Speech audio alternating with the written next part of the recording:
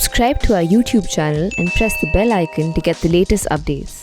Hello friends, on 4th of December, General Bipin Rawat, the Chief of Defence Staff, was the chief guest at the 88th Foundation Day celebrations of Maharana Pratap Shiksha Parishad at Maharana Pratap Inter College in Gorakhpur. Yogi Adityanath, the Chief Minister of Uttar Pradesh, presided over the function. The Maharana Pratap Shiksha Parishad is run by the Gorakhnath Math, of which Yogi Adityanath is the chief priest or the Mahant. The Chief of Defence Staff addressed the students and urged them to adopt Indian culture, which has been diluted by centuries of foreign rule. He also unveiled life-size statues of Maharana Pratap and two former Mahants of the Gorakhnath Math, Digvijayanath and Avaidhanath. Such was the importance given to the function held at Maharana Pratap Shiksha Parishad that the Chief of Defence Staff gave the Navy Day, which is also on 4th of December, a miss. It is traditional for the three chiefs, accompanied by the Chief of Defence Staff, to lay wreaths at the National War Memorial on respective service days. Earlier, the Chief of Defence Staff had also visited the Gorakhnath temple in company of its Mahant, Yogi Adityanath. What does the conduct of the Chief of Defence Staff tell us? Firstly, it tells us that the traditions for tri-services integration have been given short shrift. Secondly, it is violation of the Army's rules, regulations, and law. And thirdly, it strikes at the secular and apolitical credentials of the Indian Armed Forces. The Navy Day, as I mentioned, falls on the 4th of December.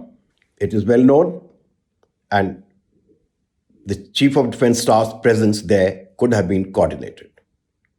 If he so desired, he could have attended the wreath-laying ceremony and then flown to Gorakhpur in his official aircraft, which he had done in any case, to attend the function at the Parishad around midday. However, he chose not to do so. This does not augur well for the tri-services integration, which is the primary charter of the Chief of Defence Staff. One wonders if the reason was his running feud with the Chief of Naval Staff over the third aircraft carrier. The Chief of Defence Staff is of the view that we cannot afford a third aircraft carrier and we should go in for more submarines. Whereas the Chief of Naval Staff is of the view that not only we need the third aircraft carrier, we also need more submarines. It's a matter of naval strategy and equipment of the Navy, which is best left to the Chief of Naval Staff.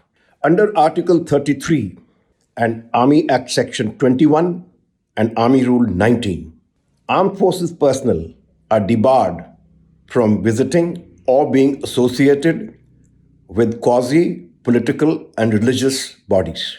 The military intelligence annually publishes a list of such organizations.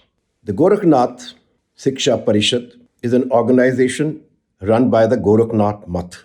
And Gorakhnath Math is by all counts a quasi-political and religious organization, which would normally fall under the ban list of the military intelligence.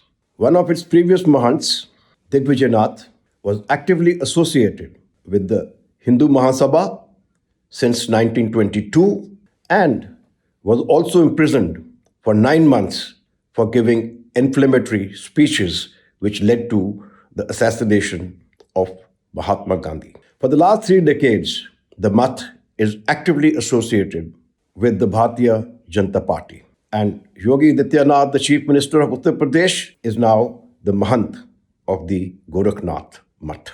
I'm sure the Chief of Defense Staff must have checked whether this organization was on the banned list or not. One is not privy to the list. But if the Gorakhnath Mutt is not on this list, then I'm sure that Darul Uloom Deoband and Damdami Taksal organizations and affiliated institutions are also not on such a ban list. The Chief of Defense Staff, to maintain the secular credentials of the armed forces, may consider visiting these organizations if invited.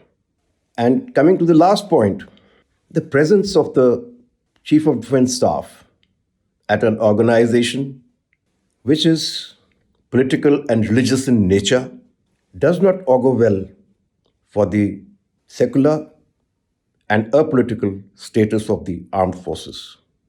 His presence at the Gorakhnath temple in company of the Mahant of the Mutt doesn't augur well for the Indian Armed Forces. In similar circumstances, the chairman of Joint Chiefs of Staff, United States, General Milley, had publicly regretted his presence with President Trump for a photo op outside a church in June 2020. He used very specific words. He says, "I should not have been there, as my presence would be perceived as my involvement in domestic politics." I have no doubts that the Chief of Defense Staff will make a course correction. Be that as it may, I still consider the Indian Armed Forces to be apolitical, and the actions of the Chief of Defense Staff are an error of judgment or at worst an act of indiscretion.